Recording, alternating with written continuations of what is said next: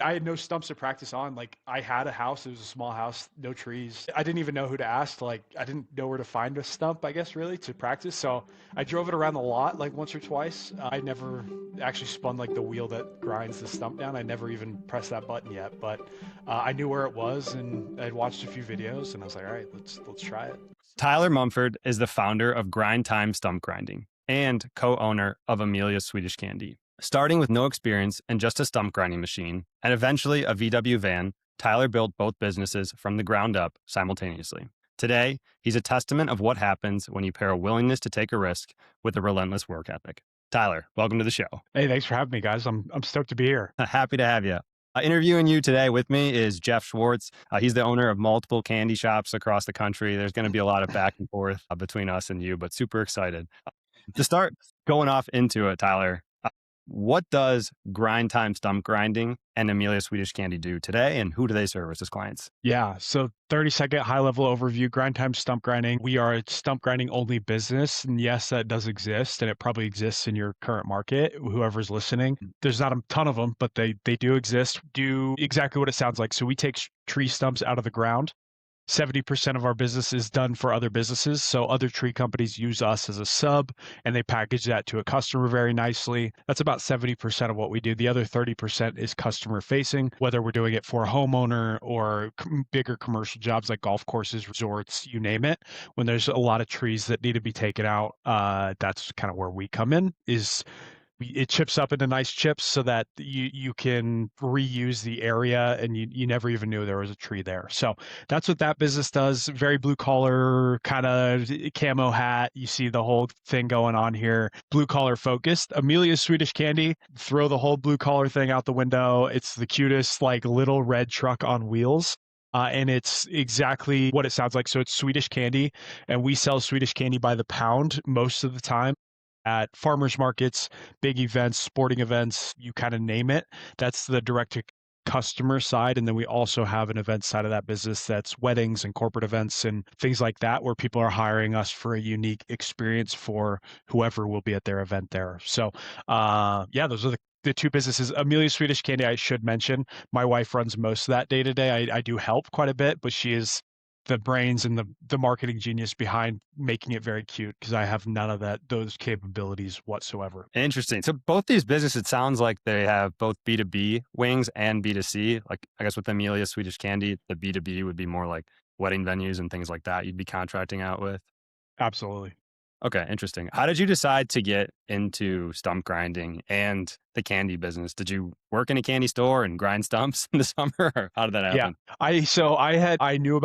I knew stump grinding was a thing. I worked on a tree company in high school. I'm 20 or I'm 30 now. So that was, high school was 12, 13 years ago, but I did know that it existed. Long story short, went to college, got into sales, was doing tech sales at the time. Really, I felt like I was good at it and my numbers showed that I was good at it. I just never had control over like quotas or your territory or all those things that I felt like were a huge contributor to success. And I hated not controlling that part of my success. So I wanted out. I wanted to go do something. And really, like, my bias was finding something that I could use B2B sales for. Looked at a lot of different things. Long story short, I did not think I would do stump grinding for as long as I've done it, but it was like super low hanging fruit. I heard a podcast on it and they pitched it in a B2B way. And I was like, I feel like I could do both those things. I could grind a stump and I can go get in front of tree companies. So let's try it.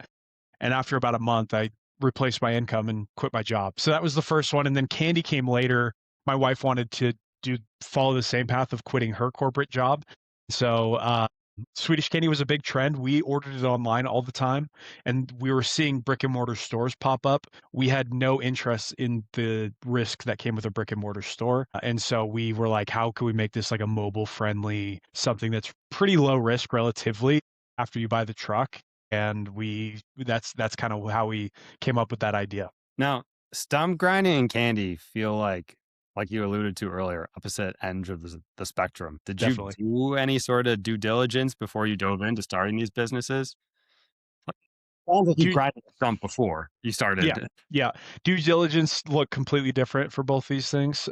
For stump grinding, I actually reached out to like 30 tree contractors in Boise, Idaho. Boise is like a similar geography in like amount of trees and it's mountainous. And I was like, all right, if they need stump grinding there, like as a sub, I'm guessing they'll need stump grinding in Utah. That was like my whole thesis. And so reached out, got a lot of like warm, like people were like, hey, yeah, come show up tomorrow and do this for me. And I was like, all right, like this has to work in Utah then. So that was that. As far as the Swedish candy side of things, I like to say, I would like to tell you that we were smarter than this, but we really did no due diligence outside of this is trendy on TikTok. All of our friends like this stuff. Really young people like this stuff. It's trendy, like checks all those boxes. And two, like we believe that we can deliver this in a very cute way. And we're like, if we do that, like Utah is the land of sugar, like it's where crumble comes from. It's where all these different sugar ideas come from because we don't drink. And so I was like, I think like if we could just deliver on that, I think it will be successful in some way. And if not, we can sell this truck for what we bought it for. So a lot less due diligence on the second one because I was more confident about being an entrepreneur, I guess, at that point. Tyler, I've got to ask. So, and I want to understand if I misheard you, but did you say that within a month you replaced your B2B tech sales income with stump grinding? Like 30 days out the door, you were up to what you were making doing tech sales? Pretty close. I mean, so the first month was about 9K, and that was in the morning and at night of like a full blown tech job. So I would grind stumps and then change and then go into the office and then come out of the office and then go grind stumps for like a month. And then on weekends I would do it. So I did like 9K and then so definitely not replaced in that first month, but I had on my calendar for September like enough jobs that one, it was going to replace at least in September. And then two, if I did all those jobs, I would have definitely been fired. So it kind of forced my hand. Like I had to choose. And so I actually negotiated some severance and even got some severance for walking away because I had a good book and I was decent at what I did. And so, yeah, but yeah, relatively. And then my whole goal in 2025 was actually replace like the full W-2 and we were able to do that. So it happened pretty quick. Wow, congratulations. That's an amazing success story for an entrepreneur. And I have to ask, like, we're leaving like I imagine like a pretty cushy, safe tech sales job to go like start out on your own. Like, what was your biggest fear in starting a new business? Like, was it the monetary? Was it like, I don't know, totally changing industries? Like, just talk a little bit about some of the feelings you had from going something that is stable, safe career to your entrepreneurship journey. Yeah, I think the main fears that I had were probably just like, was I going to be good at it? Because it was all on my shoulders. In entrepreneurship, just as a whole thing, I was like, I've never, you hear those stories about like people that like started like lawn businesses when they were 12 and they were like, that's how I knew I was an entrepreneur. I had never made a dime of my own money before when I quit to do stump grinding. I was how old was I? 27, 28. I had never like done any sort of side hustle, nothing really to that proved I was going to be a good entrepreneur or that I even liked it. I like the content. I was a entrepreneur, like truly a entrepreneur in every sense of the word. So my fear was that I guess that I wouldn't be good at it and I'd get in a position where I was over leveraged or whatever, not being able to pay something back. So I was very careful in trying to do it in a very smart but slowish way. And that's how I think why stump grinding pushed me over because I was like, I can't really mess this up that bad. And I mean, it might not be that successful, but I can at least like get to a point where I can replace my income. I was like, I could see it. And so that's what pushed me over the edge with this idea.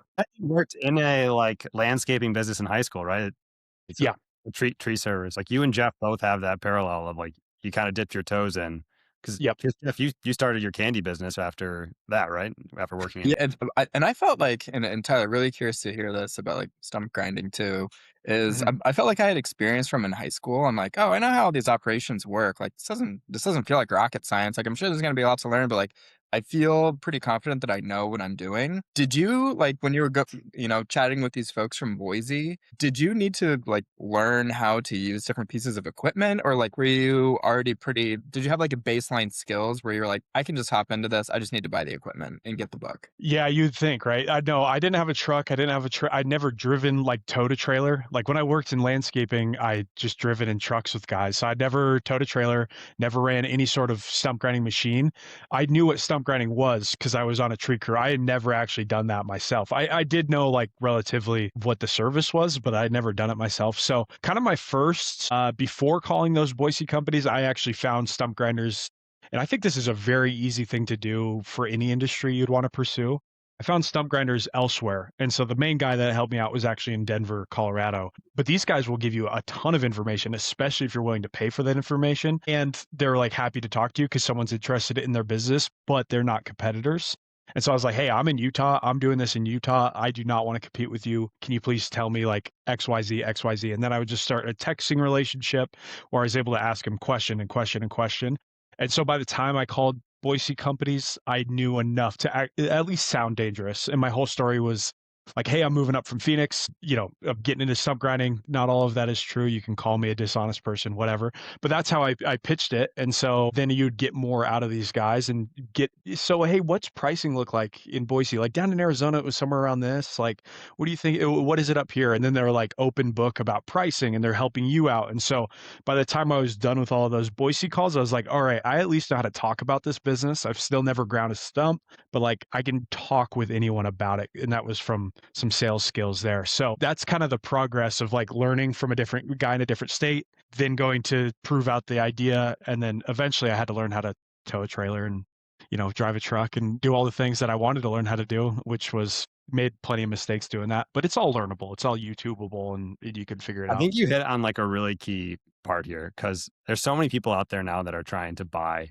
a business and they're interested in virtually anything, but they Mhm. don't take the time to actually speak the language and learn the, somewhat of the business before they actually acquire that business. And it seems like you did a lot of your due diligence on that. So when you talk to the business owners and when you pitched your product eventually, your service eventually, like you could actually sound like you know what you Yeah. were talking about. Absolutely. Absolutely. And I think that's key in any industry, at least just having enough to sound dangerous. You don't need to know the ins and outs of everything, but if they can tell from the jump that you've never ever been a part of anything in that business before, they're just going to sniff you. Like I don't think that's come across very well in a sales motion. And then I guess like so you did the due diligence, you're ready to go. How did you find your first stump to grind? It's a great question. All cold texting is like the main sort of cold sales that I did. And it was cold texting to tree contractors. So tree guys, they're not sitting in an office. They don't check their email very often. Like I wanted to get to where they were. And so like my ideal customer is not the biggest tree company in your city. It's usually a mid-tier or like a small tree company in your cities. All of those guys are out in the field and they're owner operators. And most of the time when you call them on Google, it's going directly to their cell phone. Like they usually don't have an office at that point. They're not that advanced yet. And so cold texting these numbers works great. And so that's how I landed my first job. It's just, hey, my name's Tyler.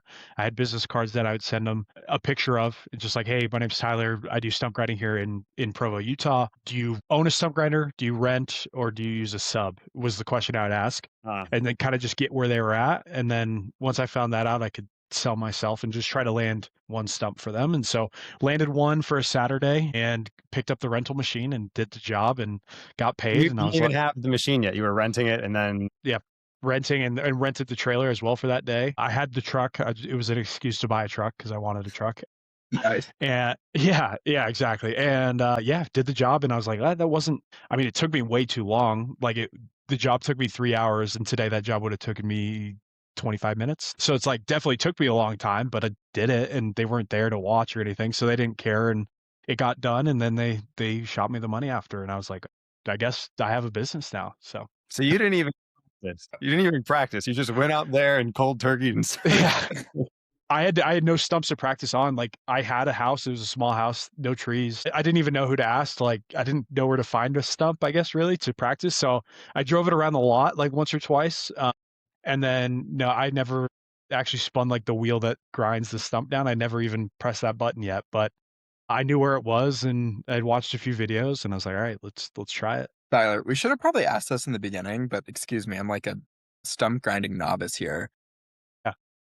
So, can you explain a little bit about like the value that you provide to, I think you call them tree guys. Like obviously they have a service that you're selling into.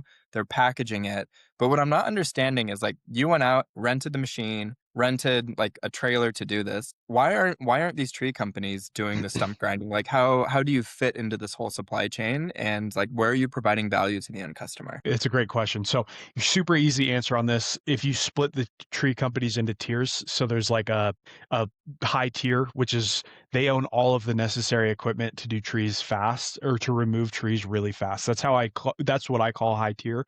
And when I say necessary equipment, I'm talking 300 to 400K of equipment showing up to a lot to do the job. Mid tier, it's like they own a lot of the necessary equipment, but they make up for what they don't have with some like hard work and maybe a few extra guys on the job. And then low tier often have a trailer and a chainsaw, and they make up for everything they don't have with like just hard work, grit, like blue collar guys. Those are the dogs out there on the tree care streets, if you will. Separate those out. The large companies, if they do enough removals in a week, they can keep a stump grinder busy enough that it actually makes sense. They make a lot of money off of doing their own stump grinding.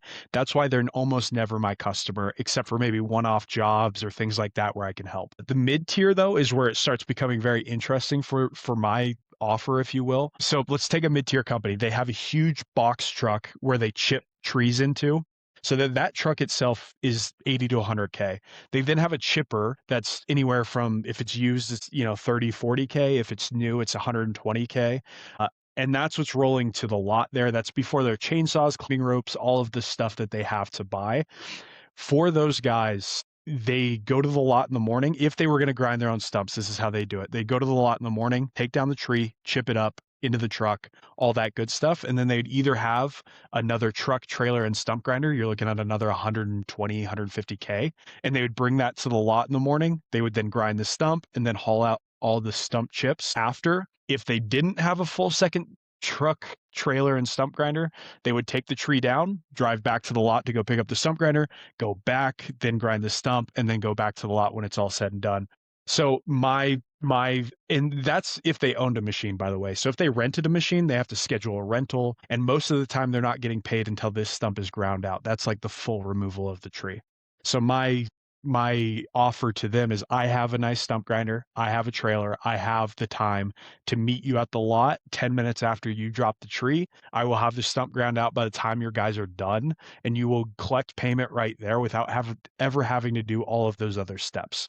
So that's like in a nutshell, like why this offer actually makes a lot of sense. It saves guys money on the CapEx side of things, and also saves them logistic headache from having to schedule all of this into their day for something that for them it's the stump compared to a tree is a low ticket amount of money, if that makes sense. The tree removal is like 3K. The stump is sometimes like, $400. But for me, if I stack enough of those stumps from enough tree companies, my days can be like 2 to 3K with a really low amount of equipment, and it provides good value for the tree company, if that makes I sense. love this business. It's super niche. It's super it works in every geography. Like I did not invent this business. This is stump grinding guys have been around for 20, 30 years. But yeah, it works really well. And if you're good at getting in front of tree companies and painting their problem as something you could solve, you can load your schedule with really easy jobs that all look the same. Yeah, we're definitely going to get into that because I think like doing outbound for SMBs is like this forgotten art that's happened. Yeah. So we'll definitely get into that in a minute or two. I want to ask the same question though for selling candies. Candy. How did you find your first customer for selling candy? Like Geoff can probably talk to this better than anyone. Like he put a ton of work into finding that brick and mortar location, which you're against. But Yeah. the customers walk by the store, go in. You have to virtually find the customers every single time you open that shop. And by the way, the corporate location will always be like the home run play that you can actually make like a crazy amount of money with. Ours was like, how can we get my wife to replace her income? We're not looking to get rich off this, but like, what's a good middle ground there? And we never had done anything that required any commercial real estate. So that just felt like a big hurdle for a first time, business owner in this industry. But yeah, on that side, we had the idea, and then we took the route of let's start painting the story on Instagram. So we found the truck, and then we found like an AI rendering of like what we want the truck to look like in the end. And I remember the first one that my wife put up on the Instagram was like, come with me as I take this 1962 Volkswagen truck and make it into a candy shop on wheels. And like that hook is like I'm going to watch whatever this video is about to be. And so that was the hook. We did like 6 parts to building the truck out. And funny enough, by the time we were done, we actually had 3 weddings on the schedule from people that thought it was so cute in Utah, which was crazy. So we did those weddings. From there, we parlayed those weddings, got as much content out of those weddings as possible, and then started doing public-facing events. So farmers market scene in Utah is huge.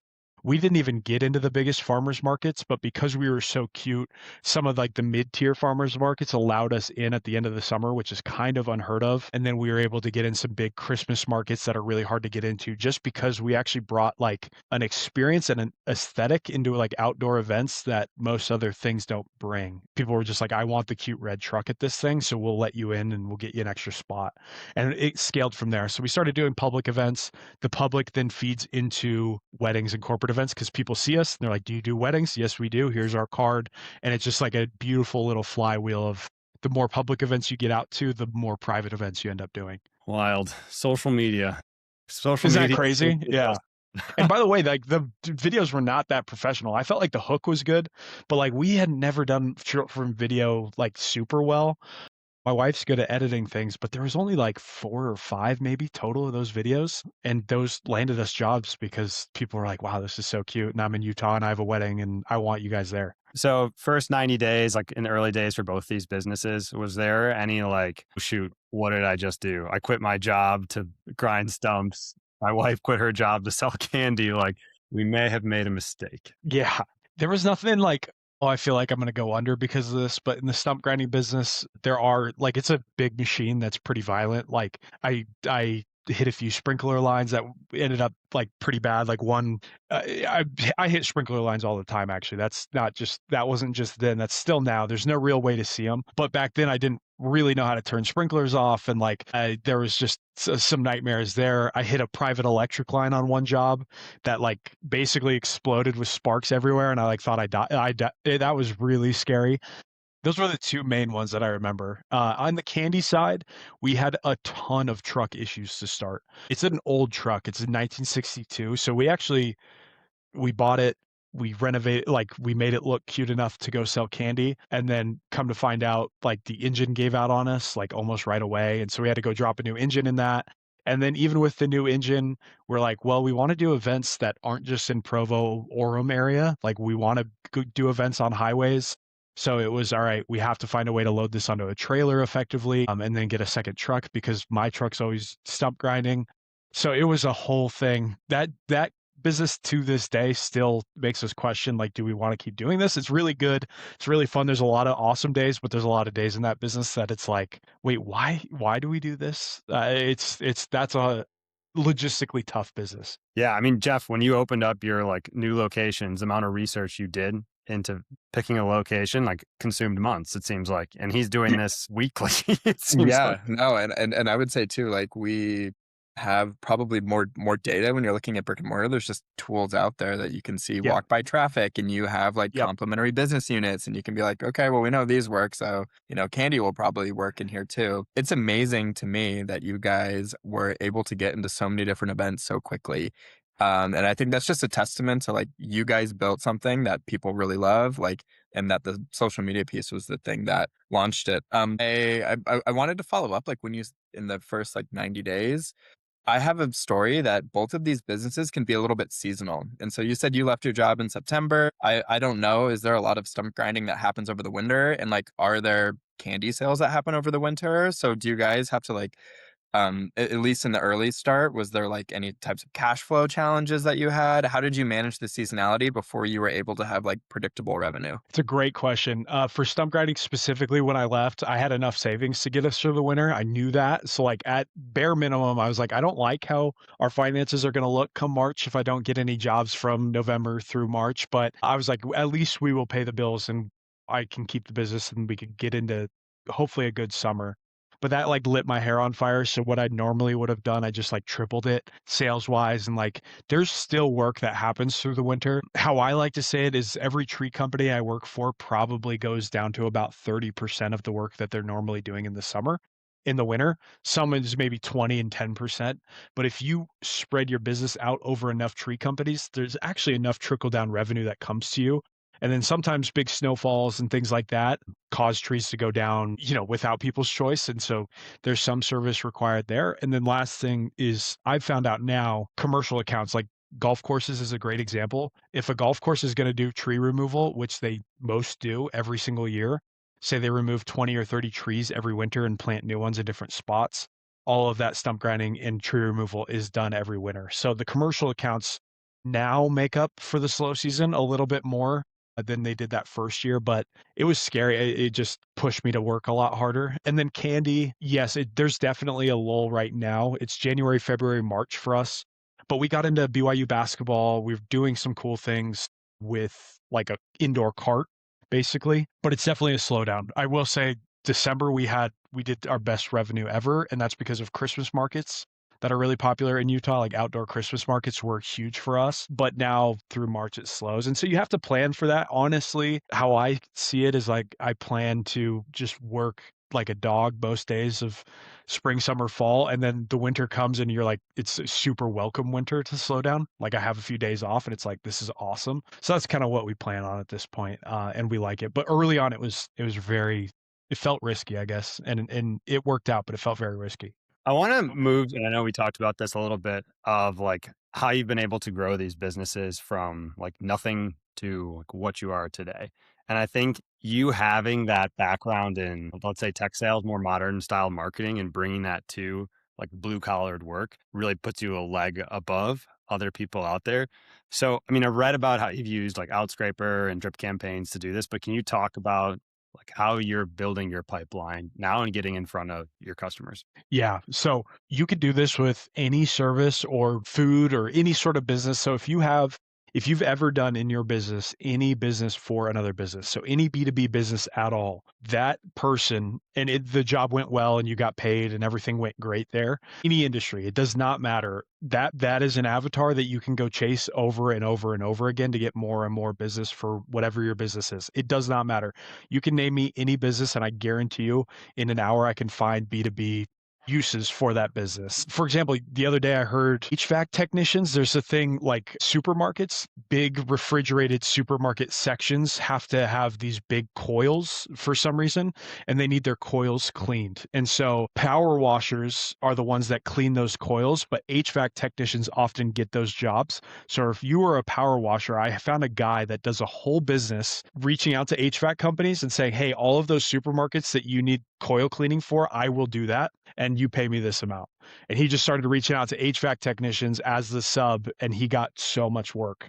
Like literally any industry, you find that avatar that needs your service, and then you find ways to get in front of that avatar. And the beautiful thing about this compared to tech is in tech, it would take 15 emails and 10 cold calls and cold text here and there, and you'd touch them on LinkedIn and their social media, and you'd reach out a bunch of different ways and usually never get a response. The company, like a tree company that I'm reaching out to, it usually takes 2 texts for me to get a yes or a no, maybe a call. So 2 texts and a call is like, I can do that in 2 days and get a yes or no on whether they need my services. And I think that's very similar with a lot of Main Street businesses. And so you can scrape their data from Outscraper. You can go find people on like Fiverr and places like that that can grab good data for you on a specific industry.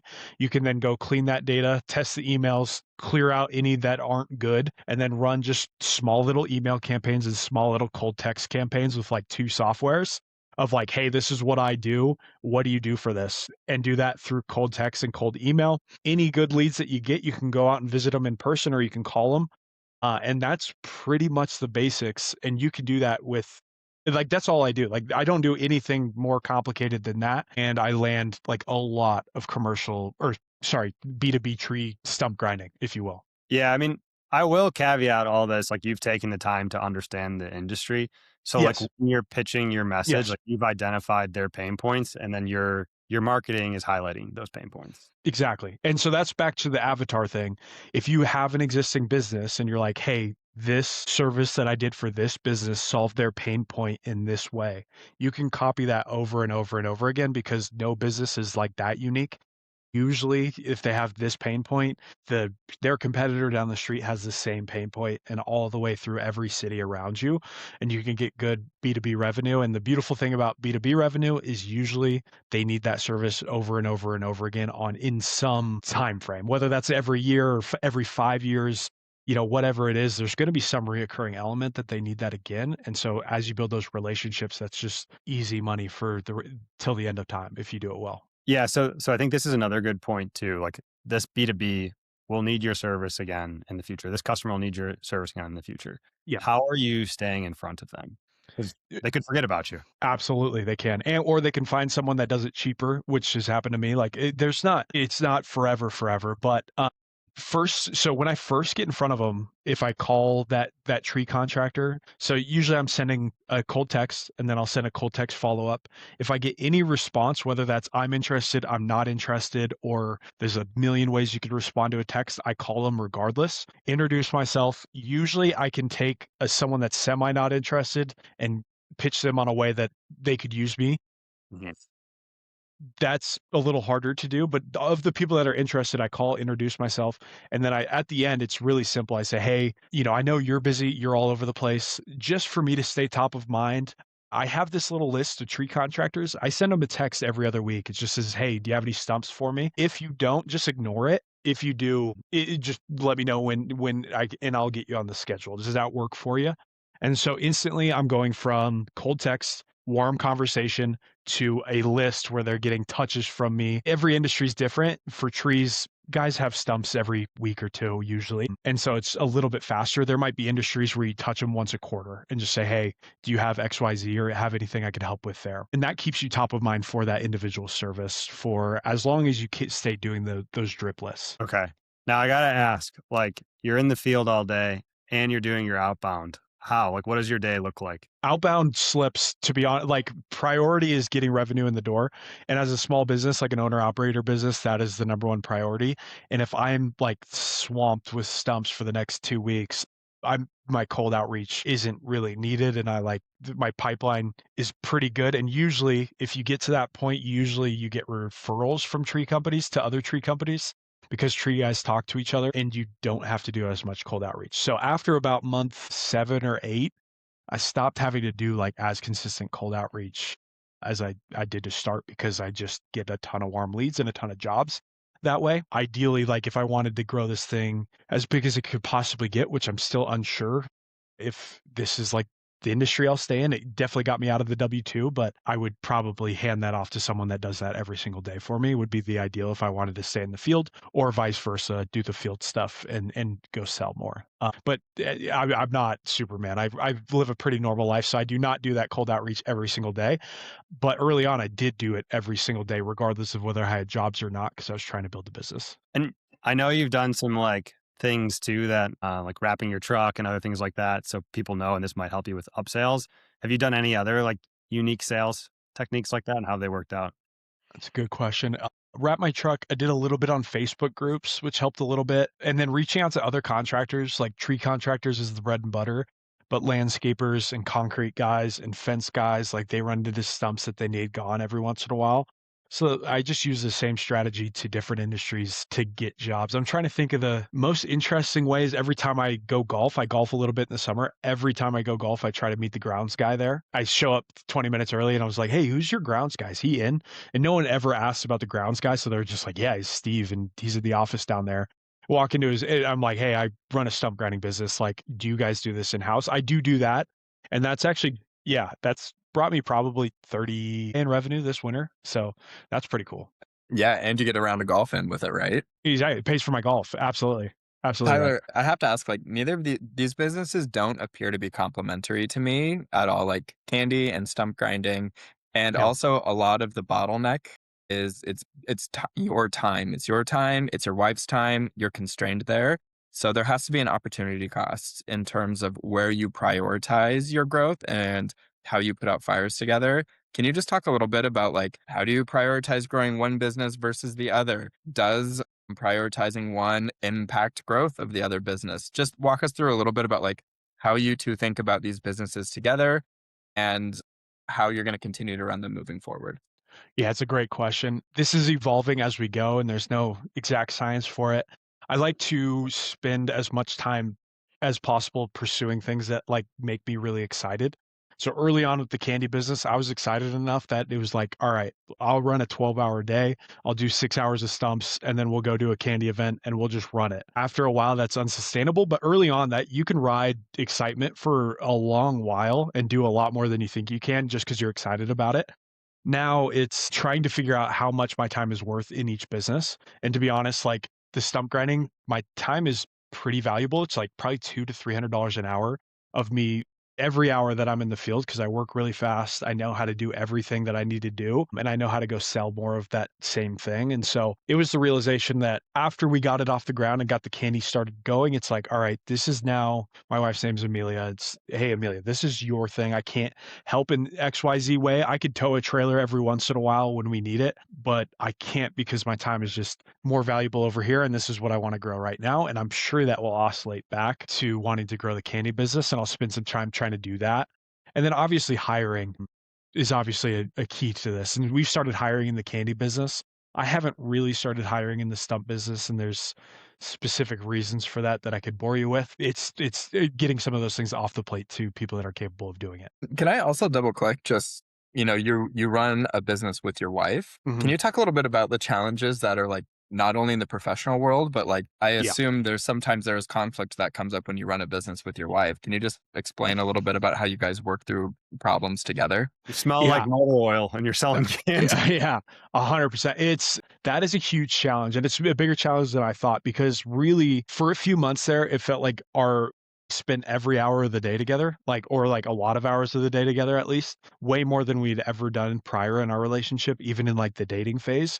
But all of those hours were not doing like very like glamorous fun things. It was working the whole time. And so all of a sudden all of your meals are just conversation about that business. There's no separation of like the beautiful thing about stumps is I go do stumps, and then I come home and we download and have different days. And I think that's healthy for relationship. Early on in that business, there was none of that. And so it definitely made it help.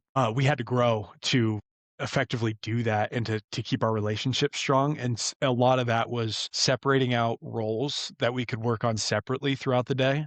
And try to stay almost away from each other, even if we were working on the same thing, which really allowed us to have time away, which we're both very independent. So we needed that. And then come back together like, this is what I did on the business today. Awesome. This is what I did. And they're both separate avenues of like, maybe I went and sold some corporate events that day while she did some marketing photo shoots and packed a few online orders or whatever. That helped a lot. But defining roles and making sure we weren't crossing paths in those roles was probably the best thing that we did after a few months. Okay, a little bit of a pivot here, and we haven't done this before yet, but we have a business that we shared internally. What it is it's a event space in Utah. And I want to pick Geoff and Tyler's brain a bit here about how, if they were hypothetically to buy this business, how would they grow that business? It's an event center in northern Utah. It looks like it does like weddings and other events out there. The asking price for the business is roughly $700,000. The business revenue of roughly $400,000. And then the business right now, the owner is taking home roughly $200,000. This How would is you grow that business? Yeah. Yeah, the few things that and just going from like that all of this is true, like as long as all this is true on the listing and all that good stuff, what I would do first, not first day of ownership, for a while I would just be really quiet and just watch how things work. But the the first thing that it says, or one of the things it says in that middle paragraph is the calendar is already booked most weekends for the remainder of the year, with many clients returning year after year. I would find out exactly what that client, this goes back to what I was talking about, and mine is direct sales. I'm sure there's marketing stuff you could do. I don't know marketing very well. And so it's just like, what could I go sell more of? And if there's people returning year after year for a specific event, I'm guessing maybe it's a corporate Christmas party. I have no idea what that is, but I would go call that person after I'm established enough. Why do you use our event space? Okay, what do you establish, using our event space for that purpose? And how often do you use that event space? Okay, cool. Do you know anyone else that runs a similar company like yours that could use our event space? I would start with warm referrals. And then after that, I would write down all that information and just go find as many companies that fit exactly what they are. to start and just sell the event space for exactly what is already being used for and just do more of it. That's what I would do. Yeah, I mean, it's a similar play, right? Like, why is someone using our service right now? Okay, Uh-huh. let me talk to them, figure that out. There's other people out there that meet that prototype. Let me find them. Yep. Absolutely. I think and George, I want to piggyback off what Tyler said is like not only understanding like, hey, what is the value prop? Why are customers coming here? Let's double down and see if we can find other like existing ICPs that are quite similar to this. It also says directly in the listing that there's plenty of room to raise prices. And so I think I would probably test that theory first and say like, okay, what is the price elasticity that we have here? If our calendar is booked right now, the first thing that I'm going to do is start raising prices and increasing our margins. Raise price. And that's the last thing I was going to say is this is the line that I actually was looking for. With incredible reviews, strong referral business. Who's referring the business and why are they referring the business? So I would do what I said probably second. Referrals are the easiest type of business ever. It's like, who's doing that and why are they doing that? Go interview that referral partner and then find a bunch of more referral partners. Because if you could just get easy referrals for business, there's no easier way to grow. So I would do all of those three things. I think like the big thing that I would do is I would scrape together a list of these people. So I'm bullish on a tool called Clay. So I would find Mhm. out like who are these similar customers that are in the area. Like ideally, these are probably like corporate people for businesses that are in town. I would find out who booked that last event so I know who to target inside that company. I think that's a key piece here. When I'm doing my scraping and when I'm finding out who to reach out to, I want to make sure that that person I'm messaging is the proper person to pay for that event. This could be the business owner, this could be head of events. I don't know, but like that's what I'm digging in to figure out how to do it. The other thing I would look at doing, like we worked with like a catering company not too long ago, and the margins on like catering events were it was pretty nice. So I would kind of dig in, like how are they getting food to this wedding? How is if there's alcohol being sold there, like how is the drinks being served? What's the programming right there? Can we do this in house? Can we just go to Costco up the road and then repackage it and sell it? So I'd definitely look into like the operations to see if there's other revenue layers that I could add on to my current current service or product offering out there. But you see these event spaces all across the country, and like everybody's getting married at some point during the year, it seems like. And the margins on weddings are crazy, crazy high. So I definitely think if the business owner is only making 200K right now, there's room to grow. No, I totally agree. Any closing thoughts there, Oz?